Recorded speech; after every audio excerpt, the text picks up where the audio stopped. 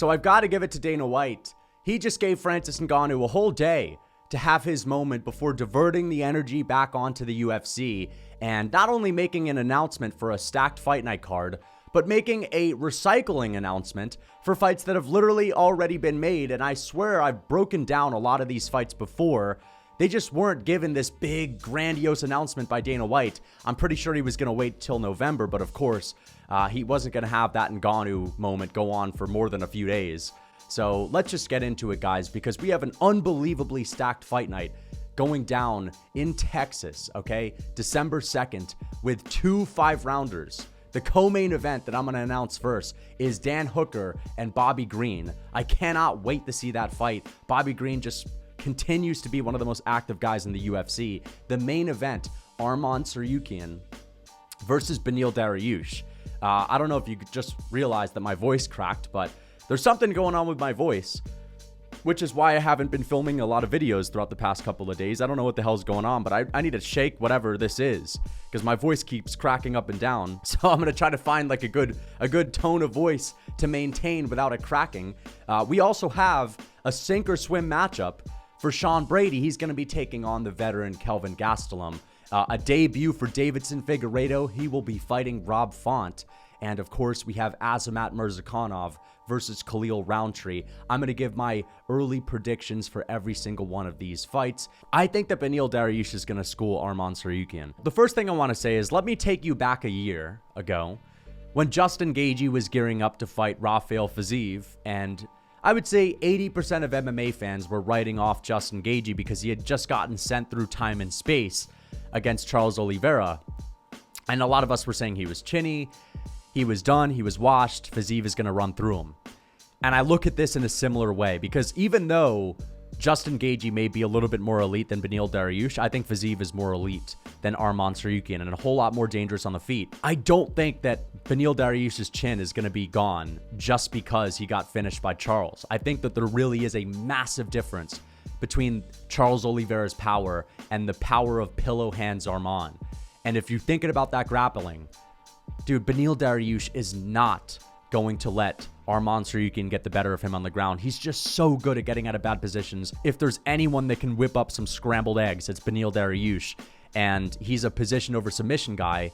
And unlike Charles Oliveira, Arman Tsarukyan's not going to be throwing up triangles and trying to threaten submissions off of his back and elbowing off of his back. No. He's a guy that likes top control, and that's about it. He's got good ground and pound. That's where he's dangerous. Beneil Dariush is not going to get trapped on bottom from Arman Tsarukyan. We saw Beneil Dariush shut down Mateusz Gamrot's grappling completely, and I think that Arman Tsarukyan's got a lot better control, but dude, it's impossible to keep Beneil Dariush on his back. I mean, he's so flexible on the ground. He's so crafty down there. And on the feet, yes, Arman's fast. Yes, he's got all these fancy schmancy kicks, but at the end of the day, he does a whole lot of nothing. He's still unsure of himself on the feet. He doesn't have like a bread and butter approach. There's no method to the madness is what I'm saying. And Beneil Dariush has a couple of basic techniques, the roundhouse kicks, very heavy roundhouse kicks, and a good crafty left hand that's sneaky, that'll come over the top and you're not expecting it to hit you as hard as it actually does. And the next thing you know, you're looking up at the lights. And I think that Beneil Dariush is going to shut down the grappling, and I think he's going to expose Arman Tsarukyan for having the pillow hands that he has. So I will be going with Beneil Dariush. Again, everyone was writing off Justin Gaethje going into the Fiziev matchup, saying, oh, Fiziev's going to slip him onto a head kick. I was saying these things as well, and I'm just not ready to say that, oh, you got finished by Charles. Arman Pillowhand Tsarukyan's going to finish you too on the feet. There's no way. I think Beneil Dariush is going to slowly get to Arman with those investment kicks, and he's going to slow him down and slowly start to break him and just win points. These crafty veterans, they know how to put points on the board. They know how to cater to the judges, and I could just see Beneil Dariush having the better ring generalship and all of that. So I think Beneil Dariush is going to get the better of Arman Tsarukyan, who his striking, again, it looks fast, it looks powerful, quick twitch, but he doesn't have a lot of sting on these shots, whereas Beneil Dariush does. And I do not see him out-grappling Beneil Dariush. Bobby Green versus Dan Hooker. This is like a Paul Felder-Dan Hooker matchup. Maybe Bobby Green isn't as durable as someone like Paul Felder, and that's what kind of worries me going into this, because I think that Bobby Green will be able to tag Dan Hooker, But then again, Dan Hooker does have some pop in his hands. Like, you don't look at him as like this big power puncher, but he can hurt people. Remember, he had Dustin Poirier rocked in their fight. He also has a very long reach, and I've completely underestimated him going into that fight with Jalen Turner. And he showed toughness, he showed grit, he still has power. He was hurting Jalen Turner at times, but Jalen Turner did gas out a little bit, and Bobby Green has a great gas tank. So the question here is, will Dan Hooker be able to hurt Bobby Green? Because I think he can, and Bobby Green has been knocked out a couple of times in his career. He's been dropped plenty of times. I mean, he got dropped by Tony Ferguson, right? He's coming off of that knockout win over Grant Dawson. But again, Grant Dawson, the guy just has a chinny chin. Even though Hooker's been finished before, he has himself a pretty good chin. So I'm honestly leaning towards Dan Hooker, which just sounds crazy because I do think that Bobby Green is faster. I think he's more impressive on the feet.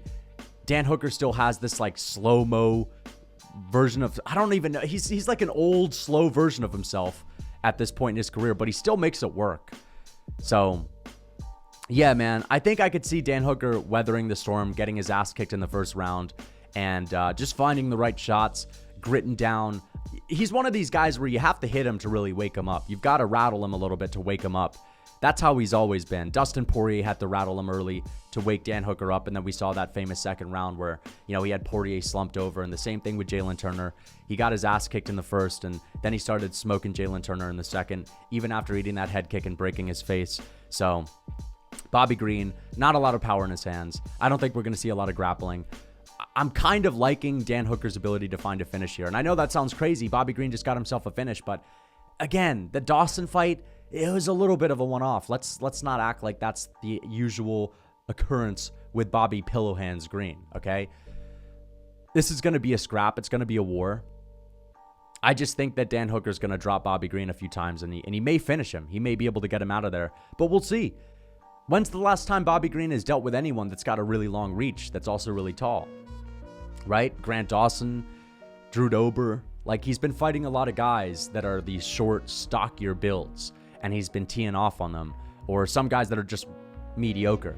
So I think that the reach, the height, the power, I think it could be a little bit of an issue for Bobby Green, who, in my opinion, doesn't have that kind of power threat coming back to deter Dan Hooker when Dan Hooker's woken up from getting his ass kicked early and he's starting to march forward and grit down on the mouthpiece and winging big hooks and knees up the middle. I think Dan Hooker's going to get that one done. But let's get on to the next fight. I think that Rob Font is going to beat the fuck out of Deiveson Figueiredo. And even though Deiveson Figueiredo is a massive flyweight, he's still kind of small. You know what I mean? He's short. He doesn't have a big frame. He's got a lot of muscle packed on him. But he's also looked terrible in his last few fights. And that also kind of makes me view him as the smaller guy, right? He's been getting his ass kicked by Moreno. Even though he won that trilogy, he came back and he just had such an awful showing of himself. He couldn't graze the chin of Brandon Moreno. And Rob Font is someone that has a much longer reach, that in my opinion is a better boxer, that has more power than someone like Brandon Moreno. And Deiveson Figueiredo's chin isn't iron anymore. He doesn't have the same iron chin that he used to. He's been dropped by Brandon Moreno on a couple of occasions. I don't think his reaction time is the same. Again, the only thing he was able to land on Brandon Moreno were these body shots, and that was it. He's not as active with the leg kicks. I think he's got good leg kicks like he was showing us in the trilogy. That was like a bread and butter approach. That was a big part of his game plan that he worked on with Henry Cejudo. The mastermind Henry Cejudo, teaching people how to leg kick, right? But I think that Deiveson Figueiredo's got to find a way to take this fight to the ground because he does have that flyweight grappling skill. And these flyweights are they're so crafty on the ground. They're so quick in their transitions. And Deiveson Figueiredo's got nasty submissions, right? He's got a good guillotine. And we just saw Rob Font get embarrassed against Corey Sandhagen. He didn't know how the hell to get up from that. And he put up no resistance whatsoever. So I think there is a hole in Rob Font's grappling. But still, we've also seen him get up when getting taken down earlier on in his career. Like Cody Garbrandt, I remember, took him down a few times, and Rob Font was able to work his way back up to his feet. Rob Font was able to work his way back up to his feet when he took on Ricky Simone. So if Deiveson Figueiredo isn't going to go in here with a submission threat game plan, if that's not his memo, I think he's going to get destroyed. I think he's going to be too slow, and I think he's going to get embarrassed on the feet. He's just not the same guy, and Rob Font has been able to maintain that speed. He's been able to maintain that striking later on in his career, and he's even getting better.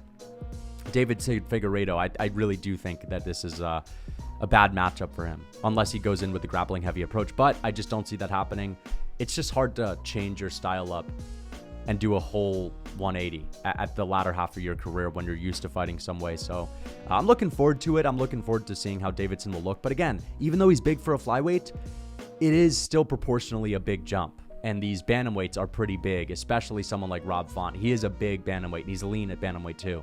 So I'll go with Rob Font to win that one by KO. Last but not least, well, we got two other fights to break down. Sean Brady and Kelvin Gastelum. I was calling Kelvin Gastelum. I was calling him Big Tubby heading into his last fight with Chris Curtis. I was going to say Chris Curtis is going to sun this guy. He's going to school him. And Kelvin Gastelum looked like the vintage 2018 Kelvin Gastelum that we all used to love, right? The guy that fought Adesanya. He looked amazing. Tough, still has a granite chin. And now he's going to go in there to fight pillow hand Sean Brady that gasses out and doesn't fight through adversity that well. And also couldn't take down Belal Muhammad. And I know Belal Muhammad's got wicked takedown defense. Actually, his takedown defense is amazing. I don't think Kelvin Gastelum's going to have the same takedown defense, but he does have that wrestling background. He is dropping down to 170. And usually I'd be worried about the chin, right? But I'm not here because it's Sean Brady. You know, especially when these older guys move down for the first time, it takes them a while to adjust. We saw the same thing from someone like Edson Barboza when he first moved down to 145 from 155. It took him a while to adjust. But I think that Sean Brady is like the easiest adjustment. It's a guy that's not dangerous at all on the feet, that, let's be honest, does have a submission threat. Like, look at how quickly Sean Brady was able to... Actually, who the hell is Sean Brady submitted? I'm sure he submitted a can, but his style is just holding on to the back for dear life. Let's be real. He's got a really boring grappling style. It's not dominant at all. I think that I was more so talking about the fact that Kelvin Gastelum can be submitted, and we've seen him get submitted and heel hooked by Jack the Joker Hermanson that made quick work of Kelvin Gastelum.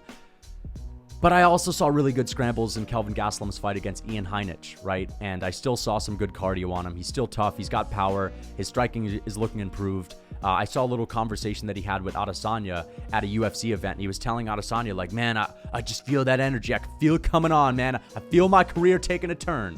And I hope that's really the case. But even if it's not, I think he will get the win against Sean Brady. I think he's going to be able to stuff those takedowns. Again, Brady is not the best wrestler. He's just not the best wrestler. Okay? He's got good position over submission game. Right? He's not a very dangerous guy on the ground unless he's facing a can. But his takedowns aren't all that. And on the feet, oh my goodness, man. If you're getting knocked out by Belal Muhammad, there's not even a question in my mind that Kelvin Gastelum's going to clean you up, especially the way he looked against Chris Curtis. He looked amazing in that fight. So I feel bad for Sean Brady. He seems like a good guy. I've listened to a lot of his interviews. He seems like a cool guy, but I don't see him winning this fight. I see him getting destroyed by Kelvin Gastelum and TKO'd. And it's going to be a sad moment because a lot of people really did believe in Sean Brady. And to be honest, I've always been calling him a bit of a fraud, especially after that Chiesa fight where he was getting tagged up and pieced up and rocked by a stiff Michael Chiesa. So let's get on to Khalil Rountree versus Azamat Murzakanov. Azamat Murzakanov, so unassuming. You're expecting a Shamil Abdurakhimov, right? You're expecting an Omar Akhmedov. But what you're getting on the feet is more of a Shara Bullet, right? He's this fat, tubby, Dagestani guy that's been eating tiramisu, but he gets in the cage and he's like an acrobat flying around all over the place. Super quick twitch. Hand speed is off the charts, like very fast. But Khalil Rountree's got nasty, nasty power. And he's coming off of that win over Dawkins. And the thing is, say what you want about Khalil Rountree, but you don't beat Chris Dawkins unless you're the elite of the elite. So I do think that Khalil Rountree's going to get this fight done by a nasty, nasty KO. I'm kidding, man. Chris Dawkins is not a great litmus test. And I think people overrate Khalil Rountree. Now, both of these guys fought Dustin Jacoby, right? I can't believe I didn't mention this before because I just remembered it. Khalil Rountree lost to Dustin Jacoby, got his hand raised, but it was a robbery. He clearly lost that fight to Dustin Jacoby. He was gifted the decision, and then he knocked out Chris Dawkins, whereas Azamat Murzakanov soundly beat a guy in Dustin Jacoby, and he did it after Dustin Jacoby had lost to Khalil Rountree. And I think that that was a better version of Dustin Jacoby too, and he made Dustin Jacoby look like light work on the feet early on. Azamat is going to be in danger of getting knocked out because Khalil Rountree is a very vicious guy. He can also stomp on your knees, and he's just an extremely creative guy when it comes to his ability to finish people. But I think that Azamat's going to dance around him and make him look a little bit slow. The question is, can Khalil Rountree make something work in the third round?